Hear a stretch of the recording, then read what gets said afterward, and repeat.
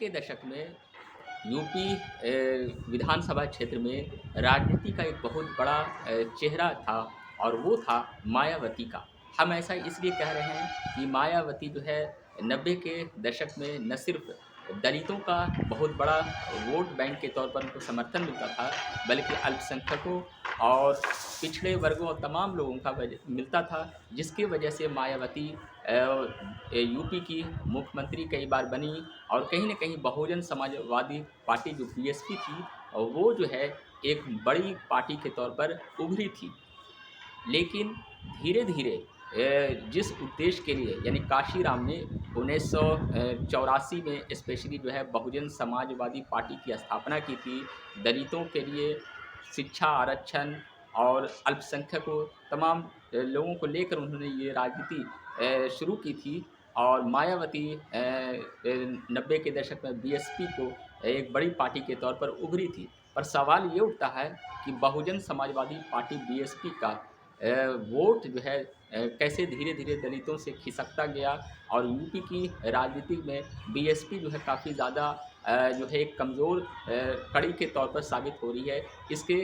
क्या रीज़न हो सकते हैं? तो मैं ये बताने की कोशिश कर रहा हूँ कि इसके जो है कई रीज़न हैं। सबसे पहले काशीराम जिन्होंने स्पेशली 1984 में जो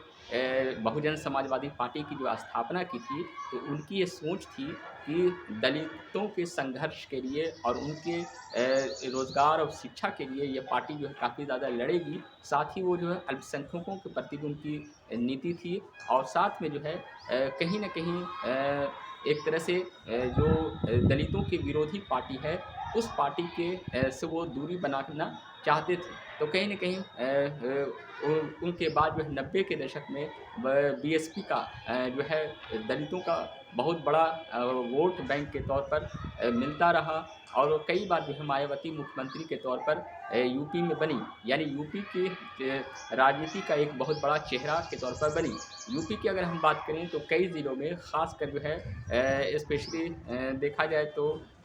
आगरा हो, मेरठ हो, ये सहारनपुर हो, ये तमाम जगहों पर यानी यूपी के मिडिल जो मध्य जो क्षेत्र है, उन तमाम जगहों पर एक तरह से बीएसपी का बहुत ज़्यादा पकड़ था। लेकिन धीरे-धीरे जो है बीएसपी कमज़ोर होती गई, तो इसके जो है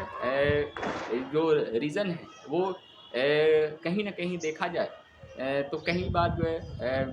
अपनी सत्ता के लिए दलितों के संघर्ष के लिए जो आवाज़ें उठानी थी, वो जो है बीएसपी जो है वो उतना नहीं उठाने लगी। साथ ही जो है याद होगा आप लोगों को भी 1995 में, 1997 में और 2003 में वो बीजेपी के समर्थन से वो जो है मुख्यमंत्री बनी। तो कहीं न कहीं बीजेपी से जब अलायंस उन्होंने किया अपनी सत्ता के लिए, तो दलितों का बहुत सा वर्ग जो है ख़ासकर युवा वर्ग हो और उसकी नाराज़गी बढ़ती गई। साथ ही जो है दलितों पर अत्याचार और जो संघर्ष ये तमाम चीज़ों पर कहीं न कहीं बीएसपी की जो चुप्पी साधी रही, तो उससे के वजह से भी जो बीएसपी का जो कोर वोट बैंक है वो जो है खिसकता गया। और इसके अलावा अगर हम नज़र डालें तो एएसपी यानी चंद्रशेखर आज़ाद की जो पार्टी है, जो नगीना से सांसद भी हैं, इन्होंने जो है भीम आर्मी के आंदोलन को चलाया और वहाँ से उन्होंने जो है एक तरह से दलितों पर हो रहे अत्याचार के अलावा शिक्षा, रोज़गार ये तमाम चीज़ों पर जो सड़क से लेकर संसद तक अपनी आवाज़ों को तेज़ किया। तो कहीं न कहीं युवाओं में ख़ासकर जो नई सोच दलित वर्ग के लोगों में है, जो पढ़े लिखे लोग हैं और उन लोगों के कहीं न कहीं जो है वोट बैंक के तौर पर जो है एएसपी के तरफ यानी चंद्रशेखर आज़ाद जो रामन कहलाते हैं, इनके तरफ जो है इनका जो है वोट बढ़ता गया और आज ये हो गया है कि दलितों का जो ज़्यादातर वोट जो है एएसपी जो है चंद्रशेखर आज़ाद की तरफ जाने लगा। और अगर हम पूरे यूपी की बात करें तो पश्चिमी स्पेशली जो यूपी है उसके जो है कई जो क्षेत्र हैं, कई ज़िले हैं, वहाँ जो है कहीं न कहीं चंद्रशेखर आज़ाद की एएसपी पार्टी की पकड़ मज़बूत होती गई और आज की युवाओं में दलितों में जो सोच है वो कहीं न कहीं ज़्यादा बीएसपी से हटकर एएसपी की तरफ ज़्यादा है। तो कुल मिलाकर अगर देखा जाए तो लोकसभा के 2024 के चुनाव में भी बीएसपी का प्रदर्शन उतना अच्छा नहीं रहा। सिर्फ एक सीट जो है कुछ जो वो उन्होंने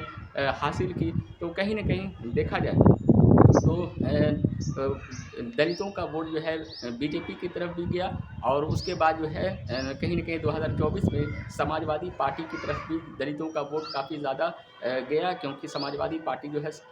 एक तरह से संविधान खतरे में ये तमाम आंदोलन को उन्होंने चलाया। तो समाजवादी पार्टी हो, ये चंद्रशेखर की एसपी पार्टी है, उसकी तरफ जो है दलितों का वोट ज़्यादा गया, और बीएसपी अपनी धीरे-धीरे अपनी पकड़ को कमज़ोर करती गई। आपकी क्या राय है? ज़रूर कमेंट बॉक्स में बताइए।